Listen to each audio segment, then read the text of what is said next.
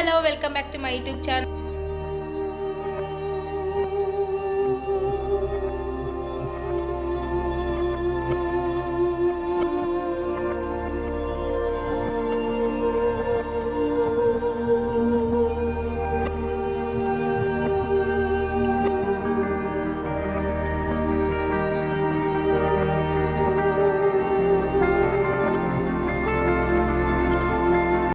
Hi hello welcome back to my YouTube channel.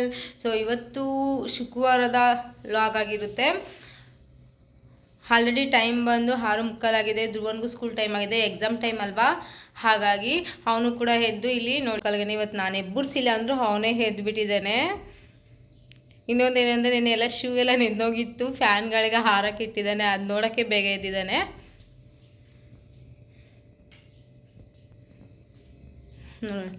ಇವತ್ತು ಇನ್ನೂ 6:30 ಆಗಿರೋದ್ರಿಂದ ತಿಂಡಿಗೂ ರೆಡಿ ಮಾಡಬೇಕೀಗ. ನೈಟು ಪೆಸರೆಟ್ಟಿಗೆ ನೆನೆಸಿಟ್ಟಿದ್ದೆ, ಇವಾಗ ಅದೇ ಮಾಡೋಣ ಅಂತ ಇವತ್ತು ಪೆಸರೆಟ್ ಮಾಡೋಣ ಅಂತ ಅಂದ್ಕೊಂಡಿದ್ದೀನಿ. ಅದ್ರ ಜೊತೆಗೆ ಡಿಫ್ರೆಂಟಾಗಿ ಚಟ್ನಿ ಮಾಡ್ತೀನಿ. ಯಾವ ರೀತಿ ಮಾಡ್ತೀನಿ ಅಂತ ತೋರಿಸ್ತೀನಿ ನಿಮಗೂ ಕೂಡ. 7 ಅಷ್ಟೊತ್ತಿಗೆ ತಿಂಡಿ ರೆಡಿ ಆಗಬೇಕು, ಅರ್ಧ ಗಂಟೆ ಅಷ್ಟೊತ್ತಿಗೆ. ಸೊ ಈಗ ಬೇಗ ಬೇಗ ಎಲ್ಲ ಮಾಡ್ಕೋಬೇಕು. ಇನ್ನು ಏನು ಕೆಲಸನೂ ಆಗಿಲ್ಲ, ಜಸ್ಟ್ ನಾನು ಈಗೆದ್ದು ಮುಖ ಎಲ್ಲ ತೊಳ್ಕೊಂಡು ಸ್ವಲ್ಪ ಫ್ರೆಶ್ ಅಪ್ ಆದ ಅಷ್ಟೇ. ಫಸ್ಟು ಧ್ರುವನ್ಗೆ ರೆಡಿ ಮಾಡಿ ಕಳಿಸ್ಬೇಕು, ಅದಾದಮೇಲೆ ನೆಕ್ಸ್ಟ್ ಕೆಲಸ ನಮ್ಮದು. ಹಾಗಾಗಿ ಅದಕ್ಕಿಂತ ಮುಂಚೆ ನನ್ನ ಚಾನಲ್ನ ಯಾರೆಲ್ಲ ಸಬ್ಸ್ಕ್ರೈಬ್ ಮಾಡಿಲ್ಲ ದಯಮಾಡಿ ಸಬ್ಸ್ಕ್ರೈಬ್ ಮಾಡಿ, ಹೆಚ್ಚಿನ ವಿಡಿಯೋ ಮಾಡೋದಕ್ಕೆ ಪ್ರೋತ್ಸಾಹ ನೀಡಿ ಅಂತ ಹೇಳ್ತಾ ಇವತ್ತಿನ ವಿಡಿಯೋನ ಕಂಟಿನ್ಯೂ ಮಾಡ್ತಾಯಿದ್ದೀನಿ. ನಾನು ನೈಟೇ ನೆನೆಸ್ಕೊಂಡಿದ್ದರಿಂದ ಬೆಳಗ್ಗೆ ಎದ್ದು ತಿಂಡಿ ಯೋಚನೆ ಇದ್ದಿಲ್ಲ, ಬೇಗ ಬೇಗ ಮಾಡ್ಕೊಳೋಣ ಅಂತ ಹೇಳಿಬಿಟ್ಟು ನೈಟು ನಾನು 2 ಗ್ಲಾಸ್ ಅಕ್ಕಿ ಹಾಕ್ಕೊಂಡಿದ್ದೆ. ಇದು ರೇಷನ್ ಅಕ್ಕಿನೇ ಯೂಸ್ ಮಾಡಿರೋದು. 1 ಗ್ಲಾಸ್ ಅಷ್ಟು ಹೆಸ್ರು ಕಾಳು ನೆನೆಸಿಟ್ಕೊಂಡಿದ್ದೆ. 2 ಮಿಕ್ಸ್ ಮಾಡಿ ತೊಳೆದು ಇಟ್ಕೊಂಡಿದ್ದೆ ನೈಟೇನೆ. ಈಗ ಬೆಳಗ್ಗೆ ಎದ್ದು ಬೇಗನೆ ಗ್ರೈಂಡ್ ರುಬ್ಬೋದಕ್ಕೆ ಒಂದು 4 ಮೆಣಸಿನ್ಕಾಯಿ ಹಾಕ್ಕೊಂಡು ಸ್ವಲ್ಪ ಶುಂಠಿನೂ ಹಾಕ್ಕೊತಾ ಇದ್ದೀನಿ. ರುಬ್ಬೋದಕ್ಕೆ ಮಾಡ್ತಾ ಇದ್ದೀನಿ ಡಿಫ್ರೆಂಟಾಗಿ. ಅದು ಕೂಡ ತುಂಬಾ ಚೆನ್ನಾಗಿರುತ್ತೆ, ಟೇಸ್ಟು ತುಂಬ ಚೆನ್ನಾಗಿತ್ತು ಕಾಂಬಿನೇಷನು ಇದಕ್ಕೆ ಚಟ್ನಿ. ನೀವು ಕೂಡ ಒಮ್ಮೆ ಟ್ರೈ ಮಾಡಿ. ಇನ್ನೊಂದೇನೆಂದರೆ ಕಾಂಬಿಡಿ, ಮಿಕ್ಸಿ ಇದು ಸ್ವಿಚ್ ಹಾಕ್ತಾನೆ ಸೌಂಡ್ ಬಂದ್ಬಿಡ್ಬೇಕಾ. ಇನ್ನೂ ಆನ್ ಮಾಡಿರಲಿಲ್ಲ, ನೈಟೇ ತಿರ್ಸಿಕ್ಕಿರ್ತಾರೆ ಇಬ್ಬರು ಇದರಲ್ಲ ಕಿತಾಪತಿಗಳು ಮಾಡೋರು ಅವರು. ನನಗೆ ಎದ್ದೊಳ್ತಾನೆ ನಂಗೆ ಭಯನೇ ಆಗೋಯ್ತು. ಇದು ಆನ್ ಮಾಡ್ತಾನೆ. ಒಂದು ಸೆಕೆಂಡ್ ಸುಧಾರಿಸ್ಕೊಂಡು ನೋಡಿ. ನಾನು ಇದನ್ನು ಸಪ್ರೇಟಾಗಿ ಪಾತ್ರೆಯಲ್ಲಿ ಹಾಕ್ಕೊತಾ ಇದ್ದೀನಿ. ಅದೇ ಪಾತ್ರೆಯಲ್ಲಿ ಹಿಟ್ಟು ಹಾಕೋಣ ರುಬ್ಬಿರೋದು ಅಂತ ಹೇಳಿಬಿಟ್ಟು ಕ್ಲೀನಾಗಿ ಫುಲ್ಲು ನುಣ್ಣಗೆ ಮಾಡ್ಕೋಬೇಕು. ನಾವು ದೋಸೆ ಕನ್ಸಿಸ್ಟೆನ್ಸ್ಗೆ ಮಿಕ್ಸ್ ಮಾಡ್ಕೋಬೇಕಾಗುತ್ತೆ. ನೀರು ಹಾಕಿ ಸ್ವಲ್ಪ ನೋಡಿ ಈ ಹದದಲ್ಲಿ ಇರಬೇಕಾಗುತ್ತೆ.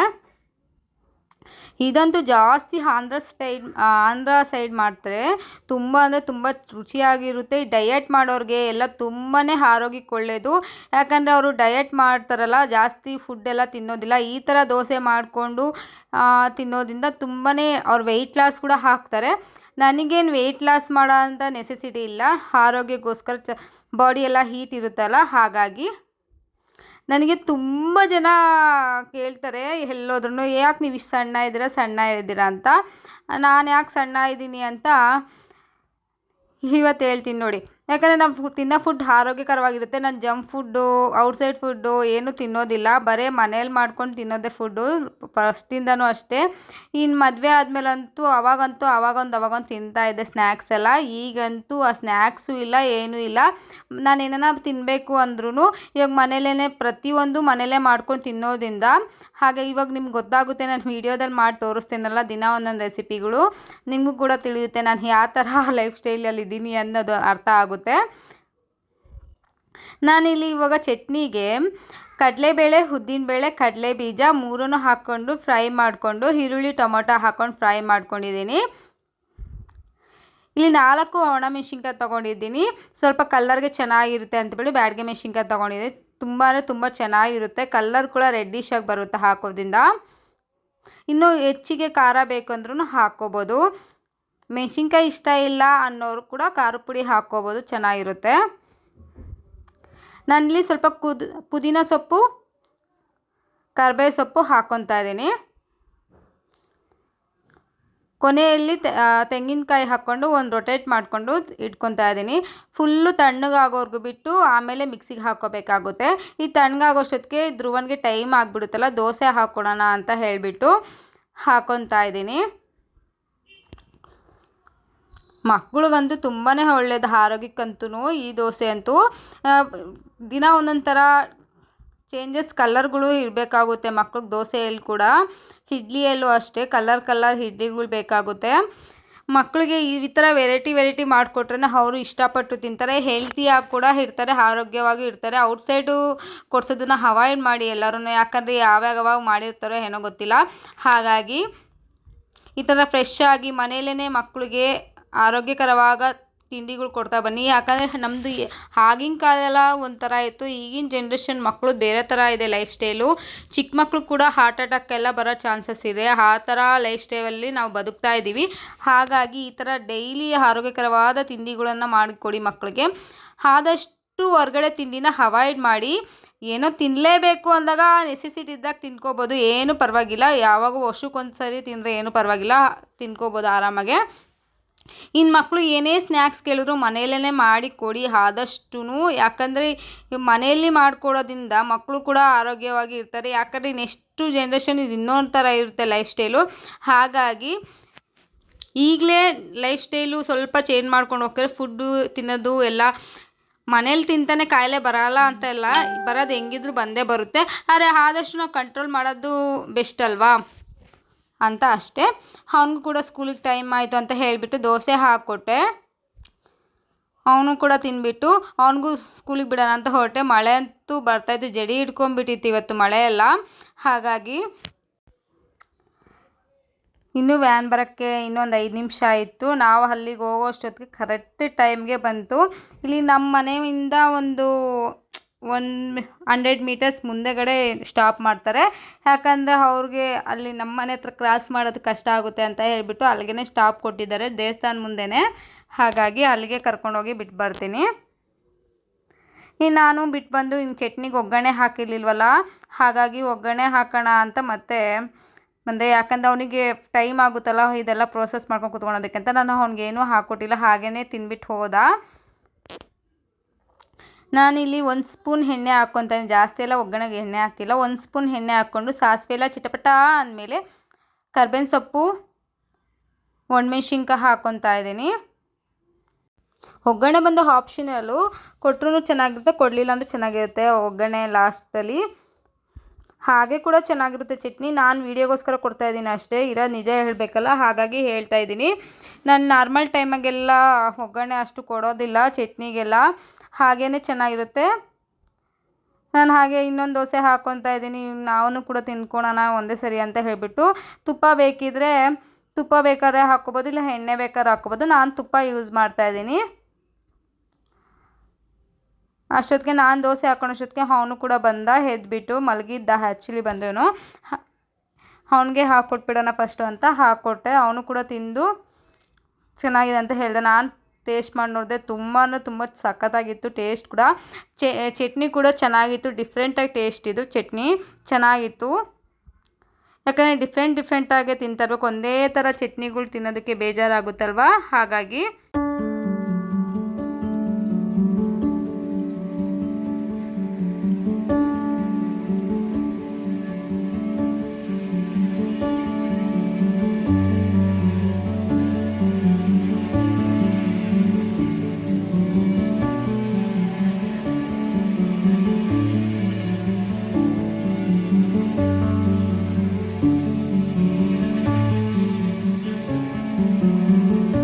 ಎಷ್ಟು ಪರ್ಫೆಕ್ಟಾಗಿ ಬಂದೈತೆ ಅಂದರೆ ಲೇಯರ್ ಎಷ್ಟು ಚೆನ್ನಾಗಿ ಕ್ರಿಸ್ಪಿನೆಸ್ ಆಗಿ ಬಂದಿದೆ ನೋಡಿ. ತುಂಬ ಚೆನ್ನಾಗಿತ್ತು. ಸೈಡೆಲ್ಲ ಕ್ರಿಸ್ಪಿಯಾಗಿ ನೋಡಿ, ರೆಡ್ಡಿಶ್ ಆಗಿ ಲೇಯರ್ ಎಷ್ಟು ಚೆನ್ನಾಗಿ ಬಂದಿದೆ ಅಲ್ವಾ. ಇದೇ ರೀತಿ ನೀವು ಕೂಡ ಮಾಡ್ಕೊಂಡು ತಿನ್ನಿ. ತುಂಬಾ ಆರೋಗ್ಯಕರವಾಗಿ ದೋಸೆ ಇದು. ಮಕ್ಕಳು ಕೂಡ ತುಂಬಾ ಇಷ್ಟ ಆಗುತ್ತೆ. ದೊಡ್ಡೋರಿಂದ ವಯಸ್ಸಾದವ್ರವರೆಗೂ ತಿನ್ಬೋದು, ಚಿಕ್ಕವರಿಂದ. ತುಂಬ ರುಚಿಯಾಗೂ ಕೂಡ ಇತ್ತು. ಟೇಸ್ಟ್ ಇದು ಚಟ್ನಿ ಕೂಡ ಕಾಂಬಿನೇಷನ್ ಚೆನ್ನಾಗಿತ್ತು ಇದಕ್ಕೆ. ನೀವು ಕೂಡ ಒಮ್ಮೆ ಟ್ರೈ ಮಾಡಿ ಈ ರೆಸಿಪಿನ. ಹೇಗೆ ಬಂತು ಅಂತ ಕಮೆಂಟ್ ಬಾಕ್ಸಲ್ಲಿ ತಿಳಿಸಿ. ಈ ಚಟ್ನಿನೂ ತುಂಬಾ ಇದಕ್ಕೆ ಚೆನ್ನಾಗಿತ್ತು ದೋಸೆಗೆ. ಈ ರೀತಿ ಚಟ್ನಿ ಕೂಡ ಟ್ರೈ ಮಾಡಿ, ಸೂಪರಾಗಿತ್ತು. ಕೊನೆಗೆ ನಾನು ಮಧ್ಯಾಹ್ನ ಎಲ್ಲ ಲಾಗ್ ಮಾಡ್ಕೊಂಡಿಲ್ಲ, ಸ್ವಲ್ಪ ಎಡಿಟಿಂಗ್ ಮಾಡ್ಕೊಂಡಿತ್ತಲ್ಲ, ಹಾಗಾಗಿ ಯೋಗ ಮಾಡ್ಕೊಳ್ಳೋಣ ಸಾಯಂಕಾಲ ಈವ್ನಿಂಗ್ ಅಂತ ಹೇಳಿಬಿಟ್ಟು ಯೋಗ ಮ್ಯಾಟ್ ಹಾಕ್ತಾಯಿದ್ದೀನಿ. ನೀವೇ ನೋಡಿ ಏನೇನೆಲ್ಲ ಆಯಿತು ಅಂತ ಹೇಳಿಬಿಟ್ಟು.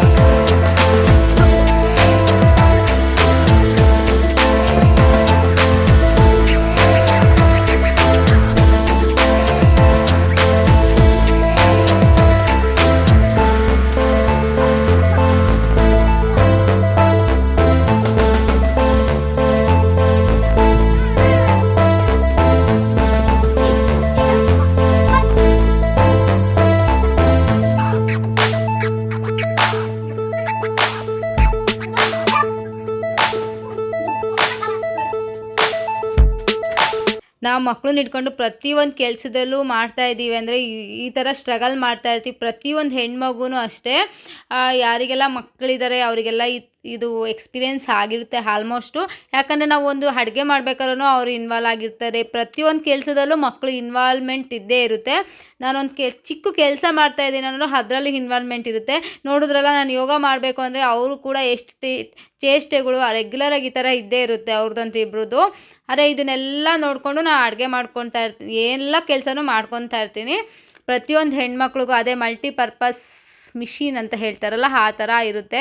ಎಲ್ಲವನ್ನು ಮೇಂಟೈನ್ ಮಾಡೋದು ಹೆಣ್ಮಕ್ಳಿಗೆ ಕೇಪಬಿಲಿಟಿ ಇರುತ್ತೆ ಅಂತ ನಾನು ಅಂದ್ಕೊಂಡಿದ್ದೀನಿ.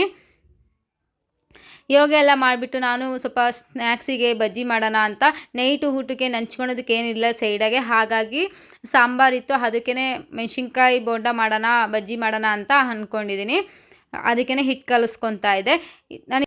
ಇದಕ್ಕೇ ಸ್ವಲ್ಪ ಉಪ್ಪು, ಖಾರದ ಪುಡಿ, ಕಾಳು, ಸ್ವಲ್ಪ ಸೋಡಾ ಹಾಕ್ಕೊಂಡು ಚೆನ್ನಾಗಿ ಮಿಕ್ಸ್ ಮಾಡಿಕೊಂಡು ಈ ಹದದಲ್ಲಿದ್ದರೆ ಸಾಕಾಗುತ್ತೆ. ನಾನು ಸೈಡಿಗೆ ಹಸಿಟ್ಟು ಕಲಿಸ್ಬಿಟ್ಟು ಸೈಡ್ಗೆ ಎತ್ತಿಕೊಂಡು, ಇನ್ನು ಮೆಣಸಿನ್ಕಾಯಿ ಇದು ಮಧ್ಯದಲ್ಲೆಲ್ಲ ಓಪನ್ ಮಾಡಿಕೊಂಡು ಸ್ವಲ್ಪ ಲೈಟಾಗಿ ಬೀಜ ತೆಗೆದುಬಿಟ್ಟು ಸ್ವಲ್ಪ ಕ್ಯಾರೆಟು, ಜೀರಿಗೆ ಪುಡಿ ಮಿಕ್ಸ್ ಮಾಡ್ಕೊತಾ ಅದ್ರ ಒಳಗಡೆ ಇಟ್ಕೊತಾ ಇದ್ದೀನಿ. ತಿನ್ನೋದಕ್ಕೂ ಚೆನ್ನಾಗಿರುತ್ತೆ. ಒಳಗಡೆ ಕ್ಯಾರೆಟು, ಜೀರಿಗೆ ಪುಡಿ, ಸ್ವಲ್ಪ ಸಾಲ್ಟ್ ಕೂಡ ಹಾಕ್ಕೊಳ್ಳಿ ಮಧ್ಯದಲ್ಲಿ. ತುಂಬ ಅಂದರೆ ತುಂಬ ಟೇಸ್ಟಿಯಾಗಿರುತ್ತೆ, ಡಿಫ್ರೆಂಟಾಗಿ ಇರುತ್ತೆ. ಅದೇ ನಾನು ಮಾಡಿದ್ದು ಹೇಗಿತ್ತು ಅಂತ ಕೊನೆಯಲ್ಲಿ ಹೇಳ್ತೀನಿ. ಇದು ಲೋಟದಲ್ಲಿ ಹಾಕ್ಕೊಂಡು ಮಾಡೋದ್ರಿಂದ ಪಾತ್ರೆಯಲ್ಲಿ ಹಿಂಗೆ ರೊಟೇಟ್ ಮಾಡೋದಕ್ಕೆ ಕಷ್ಟ ಆಗುತ್ತಲ್ಲ, ಈ ಲೋಟದಲ್ಲಿ ಮಾಡೋದ್ರಿಂದ ತುಂಬಾ ಈಸಿ ಆಗುತ್ತೆ. ಕ್ಲೀನಾಗೆ ನೋಡಿ ಈ ಥರ ಹದ್ಬಿಟ್ಟು ಕ್ಲೀನಾಗಿ ಹಾಕ್ಬಿಡ್ಬೋದು. ನಮ್ಮ ಕೈ ಕೂಡ ಜಾಸ್ತಿ ಗಲೀಜು ಆಗೋದಿಲ್ಲ. ಹಾಗಲಲ್ಲ ನೋಡಿ, ಈ ಥರ ಅಂದ್ಬಿಟ್ಟು ಹಿಂಗೆ ಹಾಕ್ಬೋದು. ಆ್ಯಕ್ಚುಲಿ ಬಂದು ನಾನು ಮಾಡಿದ್ದು ಬೋಂಡಾ ಬಜ್ಜಿ ಚೆನ್ನಾಗಿರಲಿಲ್ಲ. ಯಾಕಂದರೆ ಕಡಲೆ ಹಿಟ್ಟು ಪ್ರಾಬ್ಲಮ್ ಆಗಿತ್ತು. ಡಿಮಾರ್ಟಿಂದ ತಂದಿದ್ದು 15 ಡೇಸ್ ಬ್ಯಾಕು. ಮಳೆ ಬರ್ತಿತ್ತಲ್ಲ, ಹಾಗಾಗಿ ಸ್ವಲ್ಪ ಸ್ಮೆಲ್ ಕೂಡ ಚೇಂಜ್ ಆಗಿತ್ತು, ಮೆತ್ತಗೆ ಹಾಕಿಬಿಟ್ಟಿತ್ತು, ಗಂಟು ಆಗಿತ್ತು. ಏನು ಹುಳಪಳ ಏನಿದಿಲ್ಲ. ಆದರೂ ನಮ್ಮ ಮನೆಯವ್ರು ಮಾಡು ಚೆನ್ನಾಗಿದೆ ಅಂತ ಹೇಳಿದ್ದಕ್ಕೆ ಮಾಡಿದೆ. ಆದರೆ ಅದು ಅಷ್ಟು ಟೇಸ್ಟ್ ಚೆನ್ನಾಗಿ ಪರ್ಫೆಕ್ಟಾಗಿ ಬಂದಿಲ್ಲ. ಸುಮಾರಾಗಿ ಟೇಸ್ಟ್ ತಿನ್ಬೋದು ಅಷ್ಟೇ, ಒಂದು ಲೆವೆಲ್ಗಿತ್ತು. ಇವತ್ತಿನ ವಿಡಿಯೋ ಇಷ್ಟೇ. ಪ್ಲೀಸ್ ಇಷ್ಟ ಆದರೆ ನಿಮಗೆ ಲೈಕ್ ಮಾಡಿ, ಕಮೆಂಟ್ ಮಾಡಿ, ಸಬ್ಸ್ಕ್ರೈಬ್ ಮಾಡಿ, ಹೆಚ್ಚಿನ ವಿಡಿಯೋ ಮಾಡೋದಕ್ಕೆ ಪ್ರೋತ್ಸಾಹ ಕೊಡಿ. ಕೊನೆಯದಾಗಿ ಏನಂದರೆ, ನಾನು ಈ ಥರ ತೆಗಿಬೇಕಾದ್ರೆ ಎಣ್ಣೆಯಿಂದ ಕೈಗೆ ಎಣ್ಣೆ ಎಲ್ಲ ಸಿಡಿದ್ಬಿಟ್ಟು ಇಮಿಡಿಯೇಟಾಗಿ ನೀವು ನೀರಲ್ಲಿ ತೊಳೆಯೋಕ್ಕೆ ಹೋಗಬೇಡಿ. ಯಾಕಂದರೆ ಸ್ವಲ್ಪ ಇವಾಗ ಬೊಬ್ಬೆ ಎಲ್ಲ ಬರೋದು, ಬಲೂನ್ ಥರ ಬರೋ ಚಾನ್ಸಸ್ ತುಂಬಾ ಇರುತ್ತೆ. ಹಾಗಾಗಿ ಬರ್ನಲ್ಲು ಇಲ್ಲ ಕೊಬ್ಬರಿ ಎಣ್ಣೆ ಪೇಸ್ಟು ಇಲ್ಲಾಂದರೆ ಏನಾನ ಹಚ್ಕೋಬೋದು. ಇಮಿಡಿಯೇಟಾಗಿ ನೀರಲ್ಲಿ ಮಾತ್ರ ಹದ್ದಕ್ಕೆ ಹೋಗಬೇಡಿ, ಬೊಬ್ಬೆ ಬರೋ ಚಾನ್ಸಸ್ ಇರುತ್ತೆ. ಇವತ್ತಿನ ವಿಡಿಯೋ ಇಷ್ಟ ಆಗಿದ್ರೆ ಪ್ಲೀಸ್ ಸಬ್ಸ್ಕ್ರೈಬ್ ಮಾಡಿ.